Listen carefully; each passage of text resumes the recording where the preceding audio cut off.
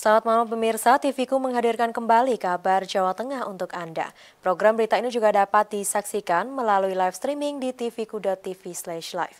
Bersama saya Messi Sasha, inilah berita utama edisi kali ini. Kita ungkapkan kekecewaannya terhadap pompa tenggang dan seringin. 215 wisudawan D3 RMIK Udinus jalani sumpah profesi. PLN dukung pengembangan Farm Manggala Banyumas.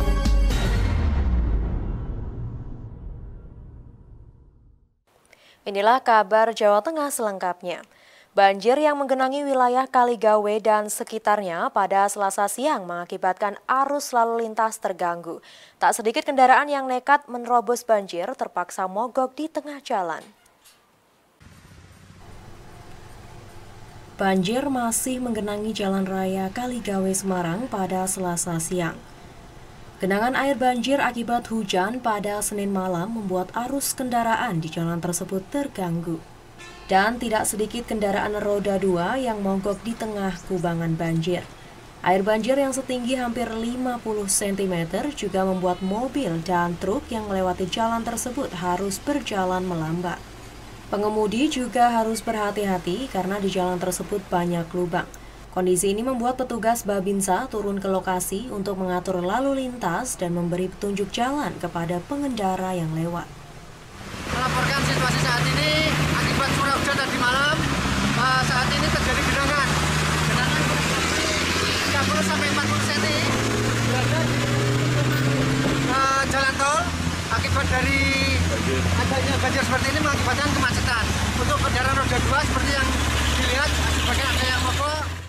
Ketinggian banjirnya yang terlalu tinggi, jadi airnya masuk ke dalam, Pak. Dia mesinnya mati. Dorong. Bantu siapa, Mas? Kenapa? Dibantu siapa tadi? Bantu sama Bapak. Ini tujuan kemana ini? Mau pulang ke Jepara. Tadi airnya di sana cukup dalam atau gimana, Mas, kondisinya? Dalam, Pak, sampai motornya terendam. Selain menggenangi jalur Pantura, banjir juga merendam di wilayah pemukiman warga di Kampung Genuk Indah, Jalan Gebang Anom Raya, dan wilayah Semarang Timur lainnya, sehingga aktivitas warga menjadi terganggu. Dari Semarang, Tutuk Carita melaporkan. Wali Kota Semarang kembali mengutarakan akan kecewaannya pada rumah pompa tenggang dan seringin yang dinilai tidak maksimal karena adanya sejumlah pompa yang rusak. Akibatnya banjir kembali melanda wilayah Tlogosari hingga wilayah Kaligawe Genuk. Kota Semarang di wilayah Tlogosari hingga Kaligawe Genuk Selasa siang kembali dilanda banjir parah akibat hujan deras yang mengguyur kota Semarang pada Senin malam. Wali Kota Semarang Heviarita Gunaryanti Rahayu Selasa siang pun menggelar tinjauan di sejumlah titik banjir. Di antaranya di wilayah Tlogosari, Muktiharjo Lor hingga Kaligawe.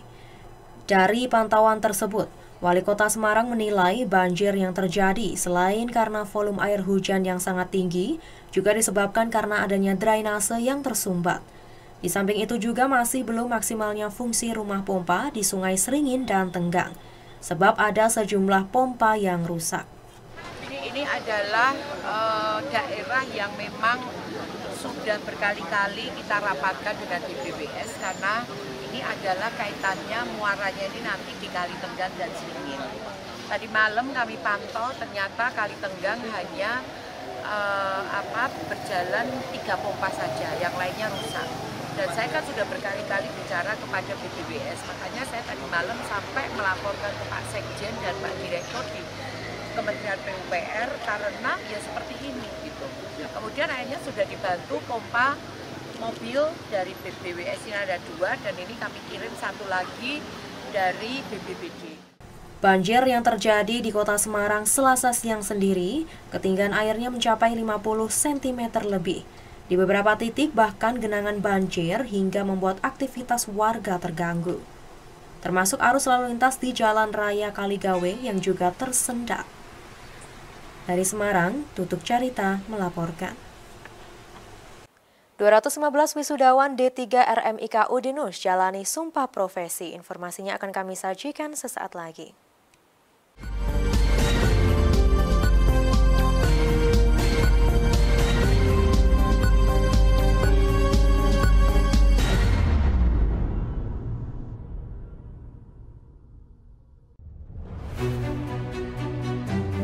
Jadi rumah BUMN Gunung Kidul ini dibangun untuk mendampingi UMKM agar lebih dikenal di banyak kalangan masyarakat. Salah satu dari 4 prioritas programnya adalah ekspor. Kemudian kami dapat tawaran dari PLN untuk mengikuti pameran di Pasar Senggol Turki. Untuk PLN kami menyampaikan yang pertama terima kasih atas kesempatannya selama ini. Jadi selama 2 tahun ini kami diajak untuk ikut pameran G20, kemudian kami diajak untuk kemarin pameran G20. Kami berharap rumah BUMN Gunung Kidul binaan PT PLN Persero dapat menjadi wadah bagi UMKM di Yogyakarta dan sekitarnya. Rumah BUMN Gunung Kidul dari Yogyakarta untuk dunia. Wong lulus sekolah malah domblang-domblong, pengen langsung kerja. Mbok kuliah neng dinus apa kae sing kampusnya biru, nggone Mbak Yumu kuliah karo kanca-kancane kae lho. Itu Udinus, Universitas Dian Nuswantoro, salah satu pelopor kampus teknologi dan komputer di Indonesia. Nah, contohnya Mbak Yumu karo koncone. Mbak Yumu lulus kuliah langsung kerja, koncone lulus kuliah buka usaha, kan iso membuka lapangan pekerjaan. Universitas Dian Nuswantoro, perguruan tinggi terakreditasi unggul dengan 5 fakultas unggulan, program pasca sarjana, dan program doktor. Kampusnya adem, apik kaya mall. Mahasiswane ya akeh sing berprestasi nasional sampai internasional.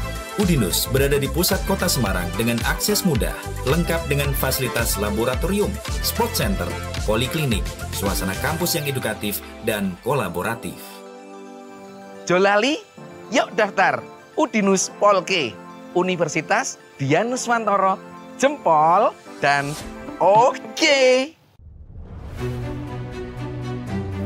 Jadi rumah BUMN Gunung Kidul ini dibangun untuk mendampingi UMKM agar lebih dikenal di banyak kalangan masyarakat. Salah satu dari 4 prioritas programnya adalah ekspor. Kemudian kami dapat tawaran dari PLN untuk mengikuti pameran di Pasar Senggol Turki. Untuk PLN kami menyampaikan yang pertama terima kasih atas kesempatannya selama ini. Jadi selama 2 tahun ini kami diajak untuk ikut pameran G20, kemudian kami diajak untuk kemarin pameran G20. Kami berharap rumah BUMN Gunung Kidul binaan PT PLN Persero dapat menjadi wadah bagi UMKM di Yogyakarta dan sekitarnya. Rumah BUMN Gunung Kidul dari Yogyakarta untuk dunia.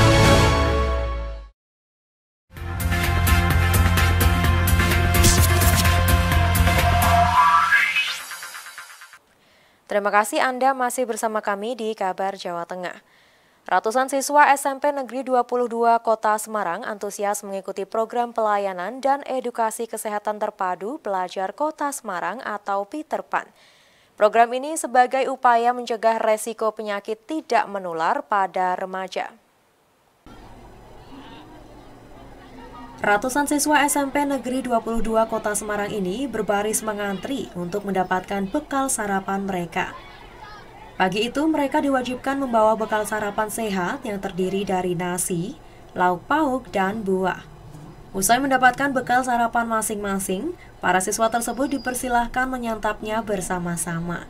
Bukan tanpa alasan, ini dilakukan sebagai bagian rangkaian kegiatan pelayanan dan edukasi kesehatan terpadu Pelajar Kota Semarang atau Peter Pan. Program ini digagas oleh Dinas Kesehatan Kota Semarang dan fokus pada pencegahan penyakit tidak menular pada remaja, diantaranya diabetes, jantung, hipertensi, dan gangguan jiwa. Mindsetnya adik-adik atau pelajar Kota Semarang ini supaya bisa berubah, terutama di dalam pola mindset untuk mencegah penyakit tidak menular. Jadi semuanya nanti akan kita perbaiki dalam edukasi di dalam kelas masing-masing. Karena memang materi yang kita berikan tentunya yang informatif, lebih menarik, bentuknya visual, dan lain sebagainya. Sebelumnya kegiatan Peter Pan diawali dengan senam bersama yang bertujuan untuk melatih fisik agar tetap bugar dan terhindar dari resiko penyakit tidak menular. Kepala SMP Negeri 22, Rini Rusmiasih mengaku senang karena dipercaya sebagai tuan rumah dalam kegiatan Peter Pan kali ini. Terima kasih, Alhamdulillah SMP 22 dipercaya untuk kegiatan Peter Pan ini, dalam arti nanti untuk anak-anak supaya kedepannya ini lebih paham terkait dengan bagaimana sarapan yang sehat dan juga pembiasaan untuk hidup sehat.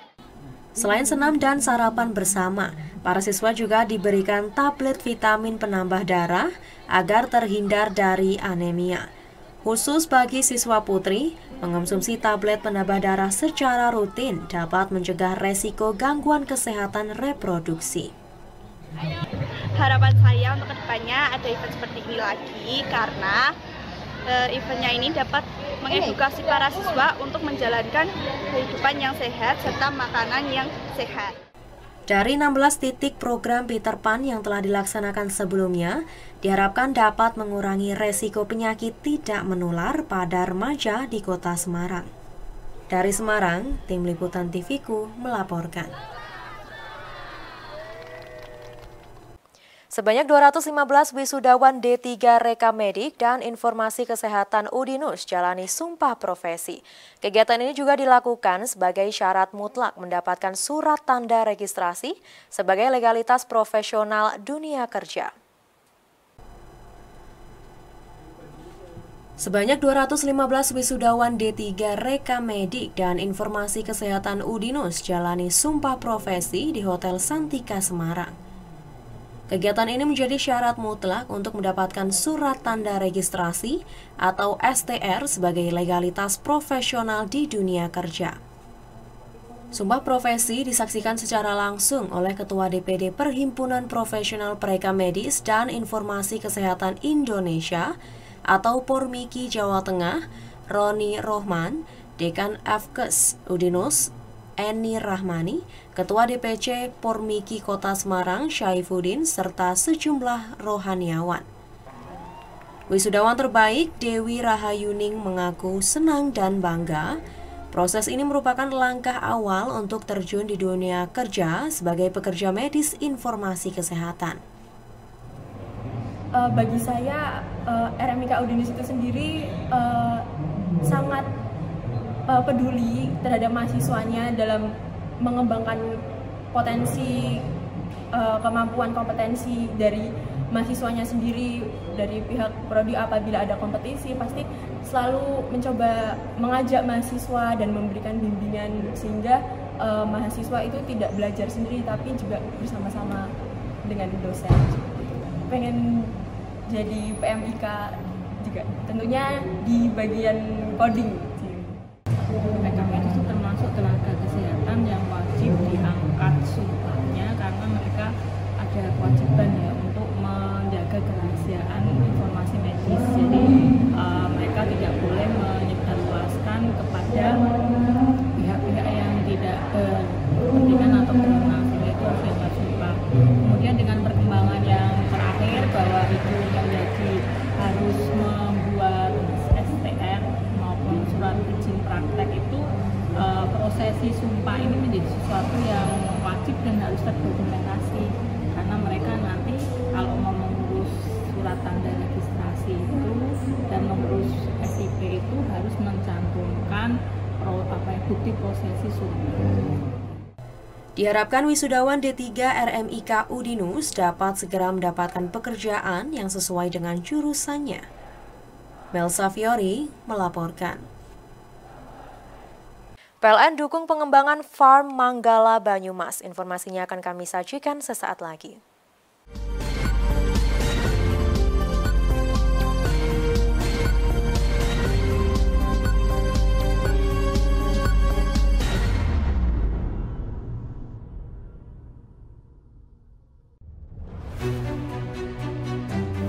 Jadi rumah BUMN Gunung Kidul ini dibangun untuk mendampingi UMKM agar lebih dikenal di banyak kalangan masyarakat. Salah satu dari 4 prioritas programnya adalah ekspor.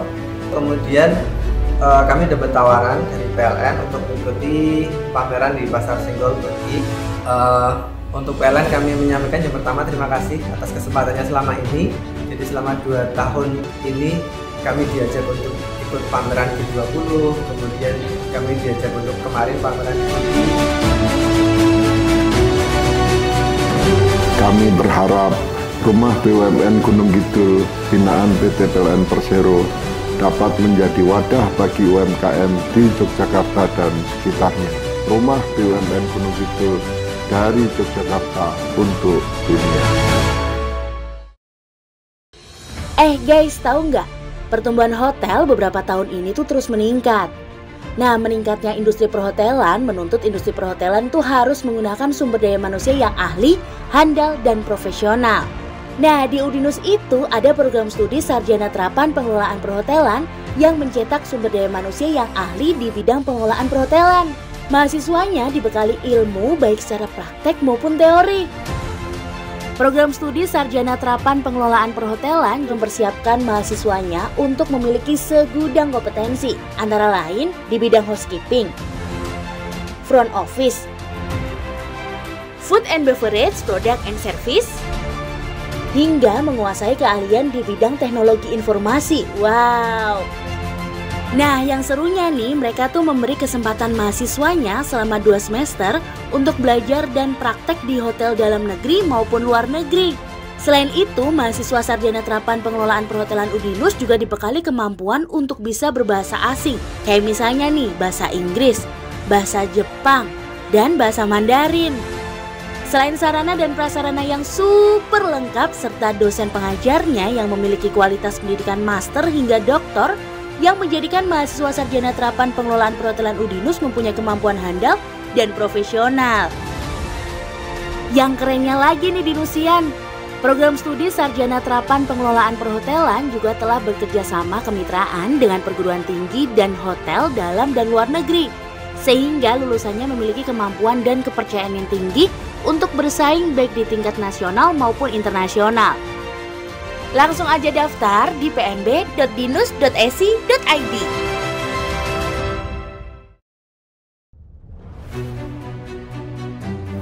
Jadi rumah BUMN Gunung Kidul ini dibangun untuk mendampingi UMKM agar lebih dikenal di banyak kalangan masyarakat. Salah satu dari 4 prioritas programnya adalah ekspor. Kemudian kami dapat tawaran dari PLN untuk mengikuti pameran di Pasar Senggol Turki. Untuk PLN kami menyampaikan yang pertama terima kasih atas kesempatannya selama ini. Jadi selama 2 tahun ini kami diajak untuk ikut pameran G20, kemudian kami diajak untuk kemarin pameran G20. Kami berharap rumah BUMN Gunung Kidul binaan PT PLN Persero dapat menjadi wadah bagi UMKM di Yogyakarta dan sekitarnya. Rumah BUMN Gunung Kidul dari Yogyakarta untuk dunia. Yuk nonton siaran televisi digital? Bagaimana ya cara menangkap siaran televisi digital? Pertama, pastikan di daerah Anda sudah ada sinyal siaran televisi digital. Kedua, gunakan antena UHF di dalam atau di luar rumah Anda. Ketiga, pastikan televisi Anda sudah dilengkapi penerima siaran digital DVB T2. DVB T2 merupakan jenis sinyal yang digunakan Indonesia dalam penyiaran televisi digital. Keempat, pilih autoscan, lalu pindai televisi Anda. Bagaimana jika televisi Anda masih analog? Pasangkan set-top box, televisi Anda otomatis menangkap siaran digital. Bersih gambarnya, jernih suaranya, canggih teknologinya.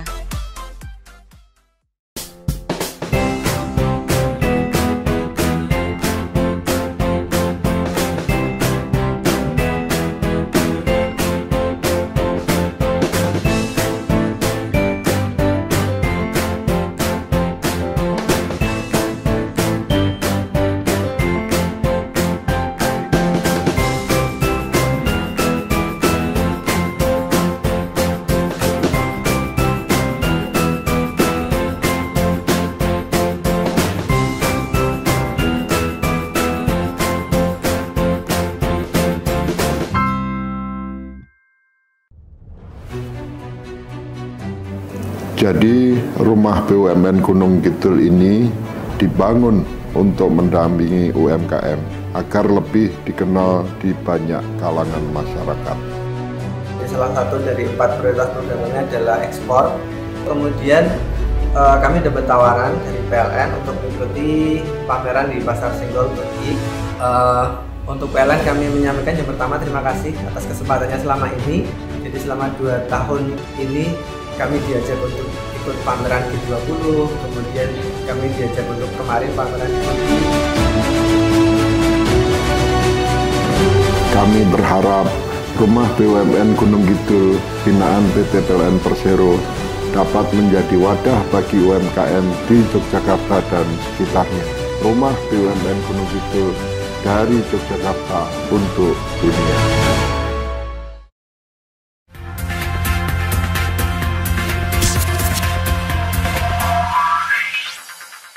Terima kasih Anda masih bersama kami di Kabar Jawa Tengah.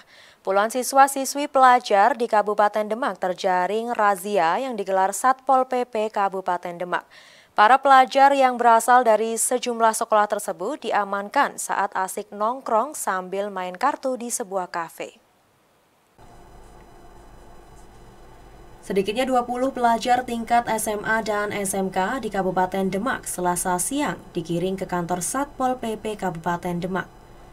Tidak hanya pelajar laki-laki, namun sejumlah pelajar perempuan juga turut diamankan dalam razia tersebut. Puluhan pelajar yang terdiri dari 4 pelajar perempuan dan 16 pelajar laki-laki terjaring razia Satpol PP saat asik nongkrong sambil merokok dan main kartu di salah satu kafe yang tidak jauh dari kantor Pemkab Demak.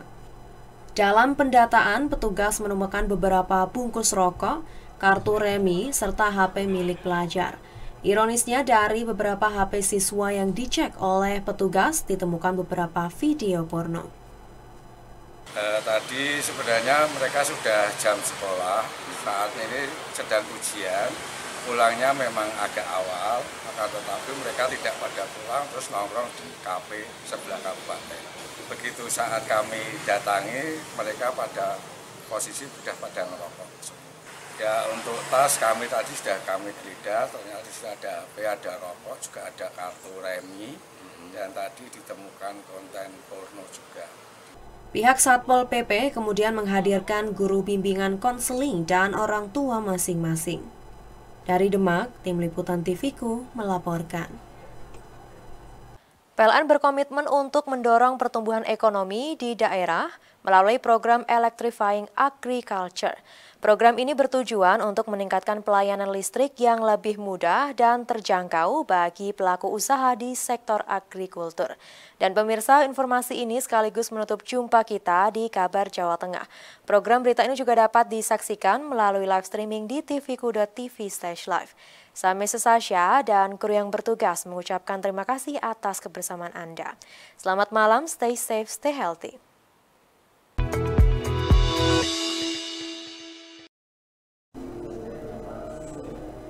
Selain pelaku usaha perorangan, program Electrifying Agriculture juga turut memberikan manfaat untuk unit pelaksana teknis pemerintah daerah yang bergerak di sektor agrikultur.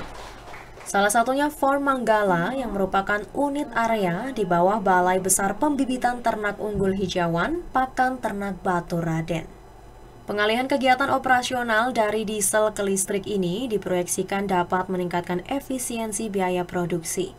Selama ini, untuk menggerakkan kekurangan listrik, pengelola Farm Manggala memakai genset dengan biaya operasional yang cukup tinggi.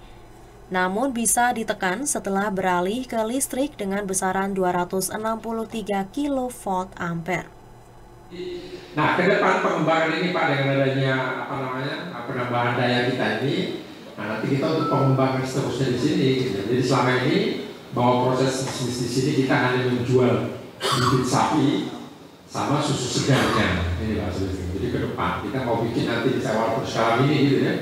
Mungkin Bapak Ibu kenal Cimori gitu. Kita mau kerjasama dengan Cimori. Dan itu salah satu suplainya kan harus ada listrik gitu. Kita mau bikin nanti misalnya pabrik mininya untuk pengolahan susu kapasitas kecil. Nah tentu nanti ini berpotensi untuk tadi kita kembangkan nanti di Manggala sini. Jadi Ke depan kita berharap juga tentu ini untuk ada nilai tambahnya lah untuk masyarakat sekitar sini.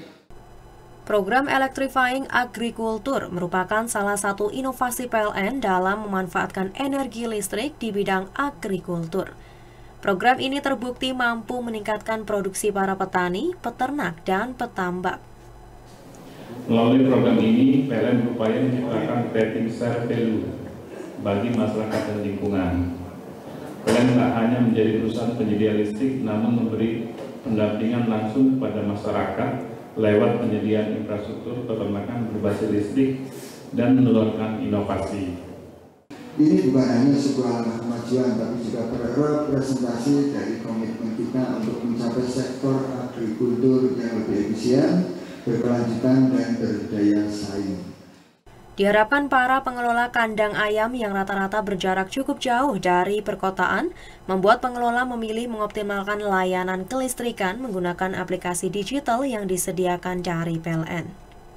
Dari Kabupaten Banyumas, Restu Indah melaporkan.